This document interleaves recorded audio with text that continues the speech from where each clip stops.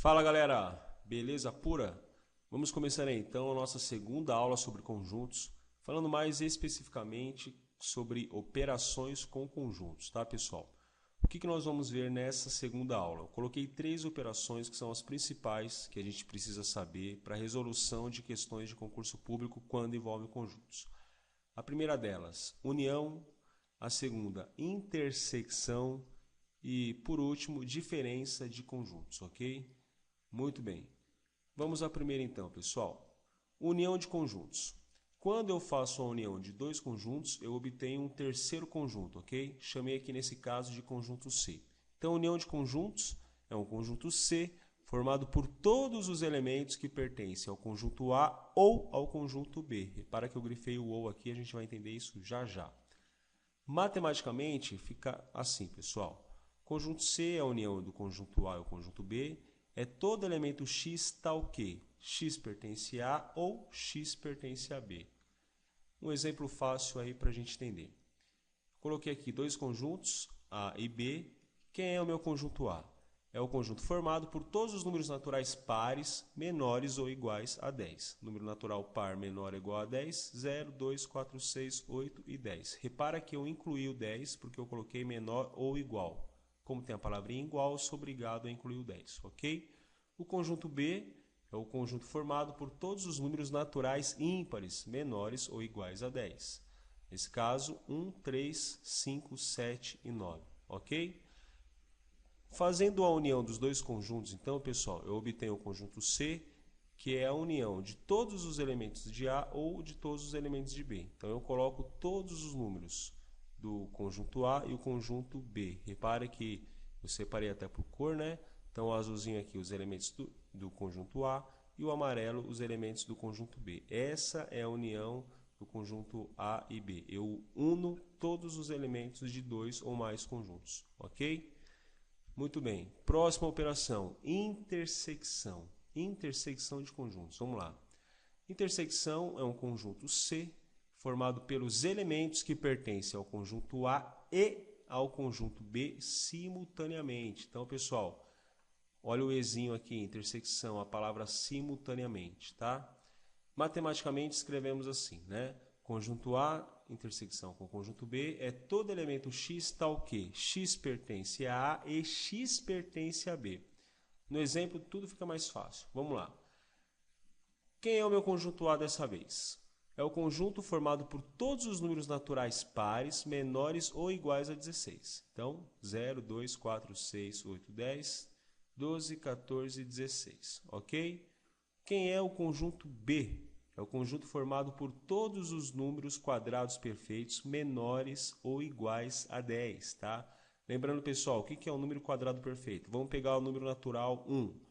1 ao quadrado, 1 vezes 1, 1. 2 ao quadrado, 2 vezes 2, 4. 3 ao quadrado, 3 vezes 3, 9. E 4 ao quadrado, 4 vezes 4, 16. Então, os números quadrados perfeitos, menores ou iguais a 16, 1, 4, 9 e 16. Agora eu vou fazer a intersecção deles, ou seja, são os elementos que pertencem ao conjunto A e ao conjunto B simultaneamente, que tem nos dois ao mesmo tempo.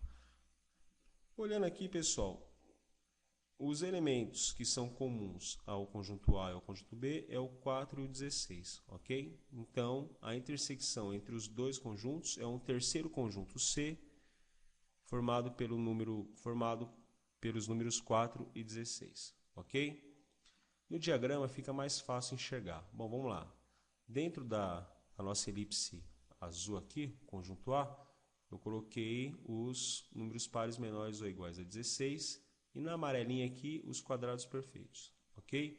Repara que a intersecção é a junção desses dois conjuntos, tá? O conjunto C, o 4 e 16, ele está ao mesmo tempo no conjunto A e no conjunto B, ok? Isso é a intersecção de conjuntos. São elementos que estão em dois ou mais conjuntos ao mesmo tempo. Uma observação aqui, pessoal. Eu coloquei aqui um caso em que o conjunto A e o conjunto B, eles não têm elementos comuns, ok? Então, são situações que não aparecem elementos repetidos, nem no A nem no B, tá? Nesse caso, a intersecção entre eles é o conjunto vazio, porque não tem elementos, Ok, pessoal? Uma outra situação é quando ocorrer coisas desse tipo aqui, ó. Nesse caso, a intersecção dos conjuntos A e B é o próprio conjunto A, ou seja, todos os elementos que estão em B também estão em A. Então, a intersecção entre eles vai ser o próprio A. Lembrando, né? O conjunto A está contido no conjunto B. Então, a intersecção é o próprio conjunto A. Ok, pessoal? Muito bem. Próxima operação, diferença de conjuntos. Diferença de conjuntos é um conjunto C formado pelos elementos que pertencem a A, mas não pertencem a B. Isso aqui é importante, tem que prestar atenção, pessoal. Matematicamente, a gente coloca aqui o sinal da diferença, né? A menos B. É todo elemento X tal que X pertence a A e X não pertence a B. Bom, exemplo fácil de entender agora. Vamos lá. Chamei agora de conjunto A os números formados por todos os múltiplos naturais de 3 menores ou iguais a 15. Então, o múltiplo de um número é como se fosse a tabuadinha, né, pessoal? Então, o múltiplo de 3 vai no de 3 em 3. Então, 3, 6, 9, 12, 15. Menor ou igual a 15. E o conjunto B são os números formados pelos números primos menor ou igual a 11. Tá? Os números primos menor ou igual a 11, 2, 3, 5, 7 e 11. Agora eu vou fazer a diferença entre eles, pessoal. O conjunto C é o conjunto formado por todos os elementos que pertencem ao conjunto A, mas não pertencem ao conjunto B. Pessoal, então olha só. Quais são os números que pertencem ao conjunto A e não pertencem ao conjunto B? É o número 6, 9, 12 e 15, ok? O 6, o 9, o 12 e 15 estão no A, mas não estão no B, ou seja, exceto o 3. O 3 aparece nos dois aqui, ó. Vamos lá para o diagrama. Então, conjunto A. Coloquei aqui, ó.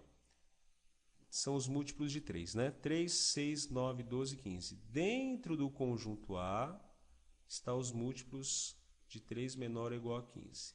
Dentro do conjunto B, estão os números primos menor ou igual a 11. A subtração, a diferença, é os elementos que têm A e não têm B, ou seja, é somente essa parte azul, ó, ok? Ó, 6, o 12, o 9 e 15. Ele está em A, mas não pode estar em B, tá? Então é o A menos o B. Ok, pessoal? Essa é a diferença de conjuntos. Até a próxima aula. Muito obrigado. Tchau!